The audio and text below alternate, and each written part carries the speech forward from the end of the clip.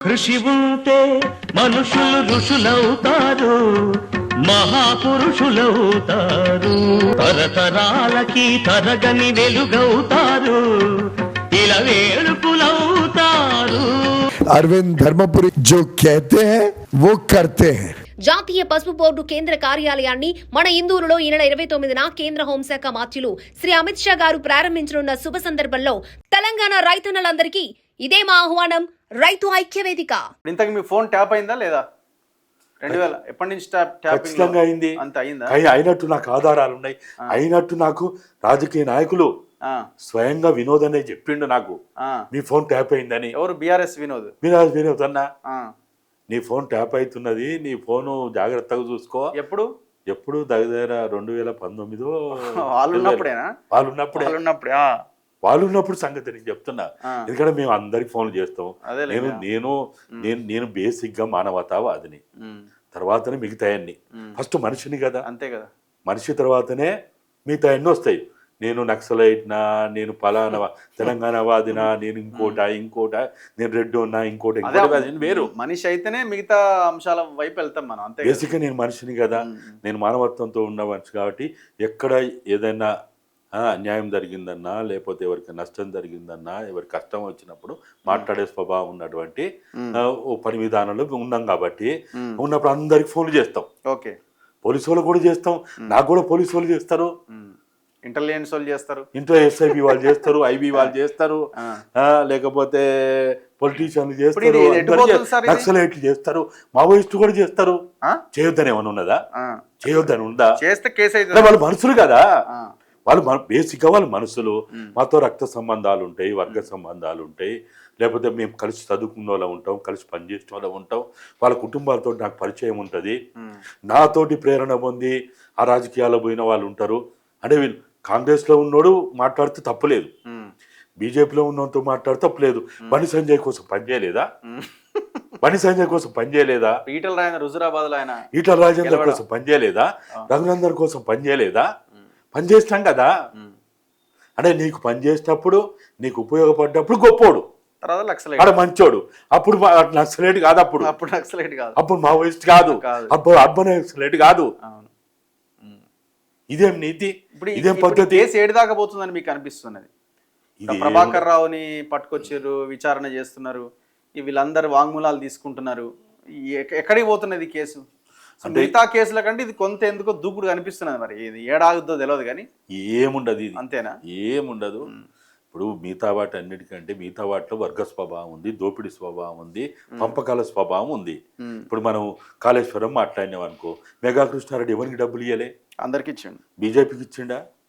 కాంగ్రెస్కి ఇచ్చిండా? దేశంలో ఉన్న పార్టీలకే ఇచ్చిండు కదా, దేశంలో ఉన్న పార్టీలకే అందరికి ఇచ్చే ఉంటాడు. ఆఖరికి కమ్యూనిస్టులకు ఇచ్చే ఉంటాడు, నక్సలైట్లకు ఇచ్చే ఉంటాడు, కుల సంఘాలకు ఇచ్చే ఉంటాడు, అందరికి జడ్జిలకు కూడా ఇచ్చే ఉంటాడు. ఏంది వానికి అందరికి ఇచ్చే ఉంటాడు. అయితే దీంట్లో ఎక్కడ ఫోన్ ట్యాపింగ్ లో ఆర్థిక అంశం లేదు. ఇక్కడ ఆర్థిక అంశం ఉంటే అది మధ్యలోనే ఆగిపోతుంది.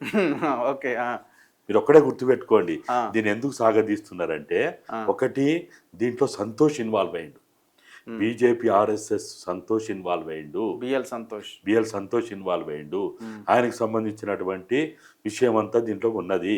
కాబట్టి వీరు ఎట్లన్నా చేసి ప్రభాకర్ రావుని, ఇప్పుడు మనం చూసినాం కదా, అప్పుడు ఎవరు రోహిత్, తర్వాత ఎమ్మెల్యేలు మహబూబ్ నగర్, వాళ్ళందరూ కూడా అది ప్రీ ప్లాన్డ్ ఆపరేషన్. అది 2 రోజుల ముందు నుంచి సీసీ కెమెరాలు పెడుతుంది, ఫోన్ ట్యాపింగ్లు అయ్యే విషయం అంతా తెలుసుకునే అన్నీ తెలుసు కదా మనకి. కాబట్టి ఫోన్ ట్యాపింగ్లో ఒకటి ఆర్థిక అంశం లేదు కాబట్టి ఎంత సాగదీస్తే ఏం కాదు, అంతే, వచ్చేది ఏం లేదు. ఇబ్బంది అవుతుంది. ఏమైతే దాంట్లో తీసుకపోతారు ఏదో కొండంత రాగం చేసి అన్నట్టు చేస్తారు దొబేయమని దేం కాకుండా చేస్తారు, అంటే ఏముండదు. అయితే దీన్ని ఎంతవరకు తీసుకుపోతారంటే వాళ్ళే చెప్తున్నారు, వాళ్ళు ఇంకోవైపు ఏం చెప్తున్నారు, ఫోన్ ట్యాపింగ్ చేయకుండా ప్రభుత్వాలు ఎట్లా నడుపుతావు, ఫోన్ ట్యాపింగ్ చేయకుండా దేశ భద్రత ఎట్లా కాపాడుతావు అని వాళ్ళే మాట్లాడుతున్నారు.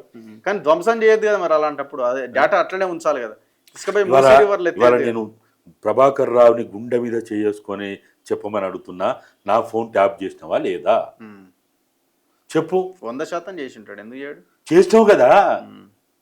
చేసినట్టు నీ దగ్గర ఉన్న అధికారులు నాకు చెప్పిండు, చేసిన వాళ్ళు చెప్పిండు, జరిగేది చెప్పిండు, ఎట్లా జరుగుతుందో చెప్పిండు, అతిథి శబ్దాలు ఎట్టొస్తాయో చెప్పిండు. అయితే ఇప్పుడు ఈ ఫోన్ ట్యాపింగ్ చేస్తారనేది మనకు తెలుసు. ఇప్పుడు మనకి ఇవన్నీ తెలియక మనమేమి రాజకీయాల్లో లేము, ఉద్యమాల్లో లేము, పోరాటాలు మాట్లాడేది ఏముంటది. కేసీఆర్ నాకు స్వయంగా చెప్పిండు. 99లో నాకు పరిచయం అయినప్పటి నిజమేనా? 85లో చేసినట్టు కదా మల్లికార్జున ఆయన కోమటాయనని పట్టుకొని 200 రూపాయల సీడీ కాదు క్యాసెట్ ద్వారా ఆనాడు మదన్ మోహన్ మీద గెలవడానికి ఆ ప్రయత్నం చేసినట్టు కదా. ఇప్పుడు ఫోన్ ట్యాపింగ్ లాంటి ఏంటి, ఒకటి ఫస్ట్ చేసిన పద్ధతి ఏంటిది, ఫోన్ రికార్డింగ్ చేసేది.